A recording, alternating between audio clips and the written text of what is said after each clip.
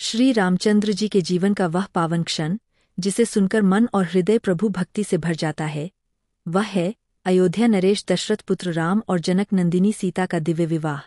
यह विवाह केवल एक सांसारिक बंधन नहीं था, बल्कि धर्म, मर्यादा और पवित्रता का संगम था।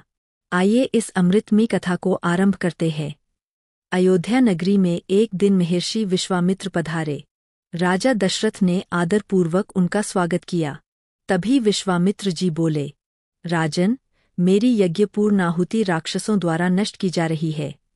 मेरी रक्षा के लिए आप अपने पुत्र राम को मुझे सौंप दें। दशरथ भावुक हो गए, पर गुरु वशिष्ठ ने समझाया, राजन, यह कार्य आपके पुत्र ही कर सकते हैं।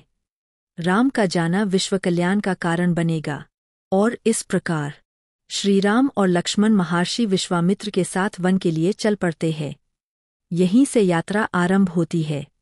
ताड़का वन पहुंचकर महर्षि विश्वामित्र ने राम से कहा, वत्स, यह ताड़का अत्यंत अत्याचारी है, इसका वध करो।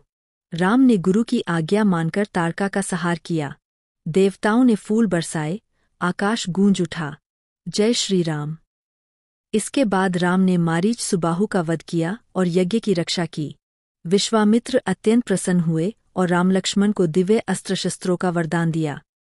यज्ञ संपन्न होने के बाद विश्वामित्र ने कहा, राम, अब मेरे साथ जनकपुरी चलो। वहां राजा जनक ने शिवधनुष यज्ञ का आयोजन किया है। राम और लक्ष्मण गुरु के साथ जनकपुरी की ओर चल पड़ते हैं। रास्ते भर सुंदर आश्रमों, जंगलों और नदियों के दर्शन होते हैं। लक्ष्मण बार बार जनकपुरी की महिमा पूछते और गुरु बताते। जनकपुरी तपस्वियों की भूमि है। वहां सीता नाम की राजकुमारी है, धर्म, सौंदर्य और पवित्रता की स्वरूपा। राम शांत भाव से सब सुनते रहे। उधर जनकपुर में तैयारियां चल रही थीं। राजा जनक ने अपनी पुत्री सीता से कहा, बेटी, तुम्हारा स्वयंवर शिवधनुष के लिए रखा गया है। जो धनुष को उठा देगा, वही तुम्हारा वरण करेगा। सीता मन ही मन सदैव भगवान शंकर की आराधना करती थीं। एक दिन उद्यान में पुष्प लेने आईं। वही पहली बार उन्होंने श्रीराम को देखा। राम दिव्य तेज से युक्त थे। सीता का हृदय धड़क उठा। वह नत होकर अपनी सखियों के साथ लौट गईं।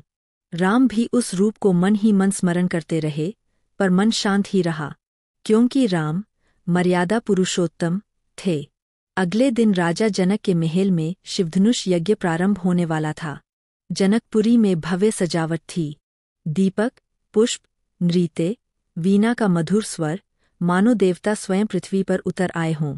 वही प्रवेश करते हैं गुरु विश्वामित्र, राम और लक्ष्मण। सभागृह में सबकी निगाहें राम लक्ष्मण पर पड़ती है। राजा जनक आदरपूर्वक उनका स्वागत करते हैं। जनक जी कहते हैं, यह है भगवान महादेव का पवित्र धनुष। इसे उठाना, क्या उठाना, देखना तक आसान नहीं। अनगिनत राजा आए, पर कोई इसे हिला भी न सका। सभा में मौन छा गया। विश्वामित्र ने मुस्कुराकर कहा, राजन, मेरे वत्स राम को भी अवसर दें। समस्त सभा स्तब्ध। एक बालक जैसे युवा धनुष कैसे उठाएगा? पर जैसे ही राम धनुष के समीप गए, वातावरण बदल गया। उनके हाथों ने शिवधनुष को स्पर्श किया। राम ने मंत्रपूर्वक धनुष उठाया। प्रबल तेज प्रकट हुआ और धनुष टूट गया। सभा जय श्री राम से गूंज उठी। देवताओं ने पुष्पवृष्टि की। जनक जी आनंदित हो उठे। आज मेरी प्रतिज्ञा सफल हुई। अब सीता का विवाह श्रीराम से होगा। जब यह समाचार सीता तक पहुंचा, उनकी आंखों में आनंद के अश्रु आ गए। मन ही मन बोली, प्रभु, आपने मेरी आराधना स्वीकार की। महल में उत्सव प्रारंभ हुआ। माताएं मंगलगीत गाने लगीं। सखियां सीता को सजा संवार रही थीं। राजा जनक ने तत्काल अयोध्या में संदेश भेजा, आपके पुत्र राम ने शिवधनुष तोड़ा है, कृपया विवाह हेतु पधारें। यह सुनकर राजा दशरथ अत्यंत प्रसन्न हुए। पूरा राजपरिवार बारात लेकर जनकपुरी पहुंचा। बाजे, घोड़े, हाथी, सुवर्ण रथ, अद्भुत वैभव। जनक जी ने दशरथ का भव्य स्वागत किया। अब विवाह की विधियां प्रारंभ होती है। हल्दी, उपटन, मेहंदी, मंगलगीत। चारों दिशाओं में शंखध्वनि, वेदी की सजावट, मंत्रोच्चार। सीता माता को सखियां सजा रही थीं। उनके दिव्य रूप को देखकर देवियां भी मुग्ध हो रही थीं। विवाह मंडप में चारों भाई बैठे, राम, लक्ष्मण, भरत, शत्रुघ्न। पूरी सभा में मंत्रों का नाद गूंज रहा था। जब जनक जी ने सीता का हाथ राम के हाथ में रखा तो बोले, आज से आप दोनों एक दूसरे के जीवन साथी है। सीता आपके धर्म और मर्यादा में सदैव सहभागी रहेंगी। राम ने सीता का हाथ थामा, मृदु मुस्कान के साथ। यह दृश्य देखकर देवगण भी स्तब्ध रह गए। फिर फेरे आरंभ होते हैं। सीताराम अग्नि के चारों ओर 7 फेरे लेते हैं। 1 धर्म पालन का वचन, 2 सुख और समृद्धि का संकल्प, 3 त्याग और संतुलन का वचन, 4 एक दूसरे की रक्षा का वचन, 5 संतान और कुल कल्याण का संकल्प, 6 सद्गुणों की वृद्धि का वचन, 7 सदैव साथ निभाने का वचन। मंगल ध्वनियां गूंज उठती है। जय सिया राम। इस पावन अवसर पर जनक के भाई कुशध्वज ने अपनी बेटियों मांडवी, उर्मिला और श्रुतकीर्ति का विवाह भी कर दिया। भरत से मांडवी, लक्ष्मण से उर्मिला, शत्रुघ्न से श्रुतकीर्ति।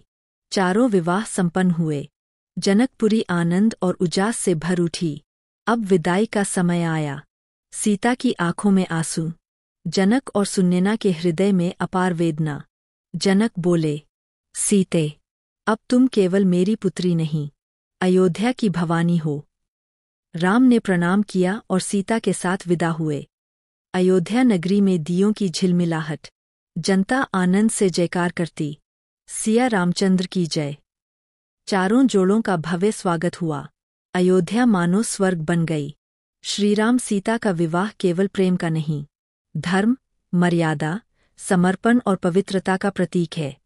जो भी इस कथा को श्रवण करता है, उसका जीवन, उसका मन और उसका परिवार सुख, शांति और समृद्धि से भर जाता है। अगर आप सभी को यह वीडियो पसंद आई हो तो लाइक, कमेंट और चैनल को सब्सक्राइब जरूर करें और आगे कौन सी कथा सुनना चाहते हैं, कमेंट में जरूर बताएं।